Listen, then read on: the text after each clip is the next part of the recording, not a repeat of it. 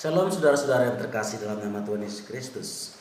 Kembali dengan saya Tony Silaban akan menyampaikan perenungan firman Tuhan, menjelaskan sesuatu supaya kita lebih mantap di dalam memahami iman kekristenan, yaitu dengan sebuah pertanyaan: apakah ada dosa besar dan ada dosa kecil?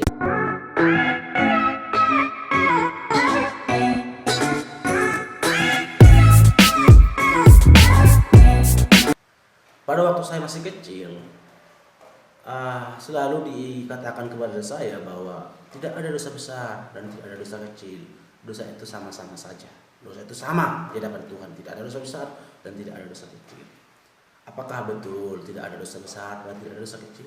Memang dalam hal tertentu bahwa dosa itu sama, yaitu sama-sama menghancurkan relasi kita, menghancurkan hubungan kita dengan Tuhan. Kita jelas melihat kenapa hubungan Adam dan Hawa tidak bagus lagi, hancur. Tentu karena namanya dosa, yaitu dosa ketidaktaatan. Nah, dengan demikian kita dapat melihat juga bahwa dosa itu memang sama-sama menghancurkan hubungan kita dengan Tuhan. Tetapi dalam hal tingkatan, tentu dosa besar dan dosa kecil itu ada.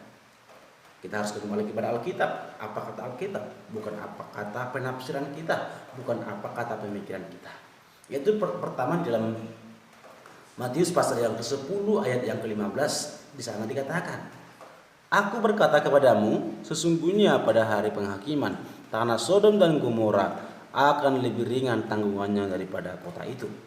Jelas di sini mencoba membandingkan dosa besar dan dosa kecil, dosa yang lebih ringan dan dosa yang lebih berat pasti.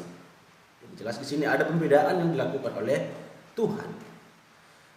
Juga kalau kita baca di dalam 1 Yohanes 5 ayat yang ke-16. 1 Yohanes 5 ayat yang ke-16, di sana Yohanes mencoba membedakan antara dosa yang mendatangkan maut dan dosa yang tidak mendatangkan maut. Terlepas bagaimana saudara-saudara menafsirnya, jelas di sini dosa yang mendatangkan maut pastinya dapat kita tafsir pasti lebih besar. Enggak mungkin lebih besar hukumannya kalau dia tidak lebih besar dosanya. Jadi dosa yang mendatangkan maut, kematian, dosa yang tidak mendatangkan maut. Jadi di sini dapat kita katakan bahwa ada dosa besar dan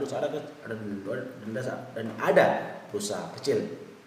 Kalau kita melihat juga dalam Yohanes pasal yang ke-19 ayat yang ke-11, di sana dikatakan ketika Yesus di hadapan Pilatus, Yesus mengatakan bahwa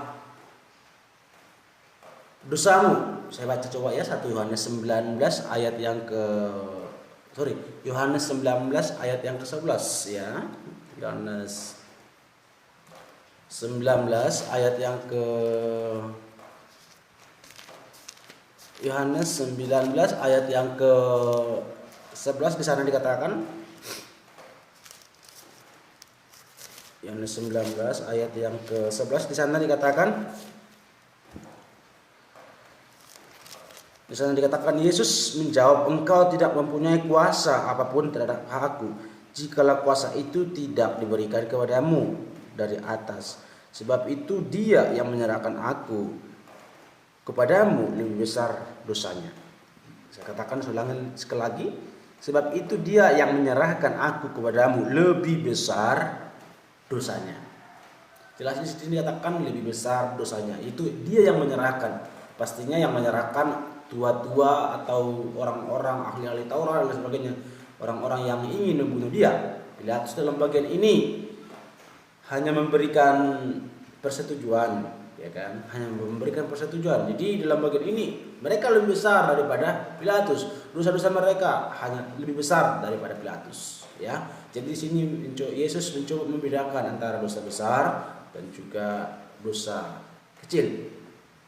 Dan juga kalau kita melihat di dalam bagian selanjutnya, yaitu di sini dapat kita ketahui bahwa dosa tahu dan tidak tahu itu juga bisa menjadi bagian dosa besar dan dosa kecil. Khususnya dalam Lukas 12 ayat 47 sampai 48 ya. Kita baca di sana bahwa ada dua hamba. Di mana hamba yang pertama itu lebih besar dosanya, lebih besar hukumannya. Karena dia tahu kehendak tuannya, tetapi tidak melakukannya. Yang hamba berikutnya, hamba yang kedua, dia lebih ringan hukumannya karena dia memang tidak melakukan keinginan tuannya, karena dia tidak tahu. Jadi jelas antara tahu dan tidak tahu bisa menjadi bagian daripada dosa besar dan dosa kecil. Yang selanjutnya kalau kita lihat di dalam Perjanjian Lama, dalam Keluaran 21, yaitu tentang pembunuhan.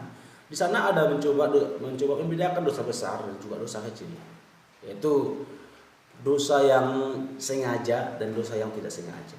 Kalau dosa yang membunuh orang tapi dia dengan tidak sengaja, dia hukumannya ringan, yaitu dia akan disuruh dikatakan pergi kepada tempat-tempat yang perlindungan, kota-kota tempat perlindungan, sekalipun sama-sama membunuh, tapi dengan tidak sengaja. Tapi kalau sengaja, membunuhnya dengan rasa dendam, pastinya lebih besar hukumannya.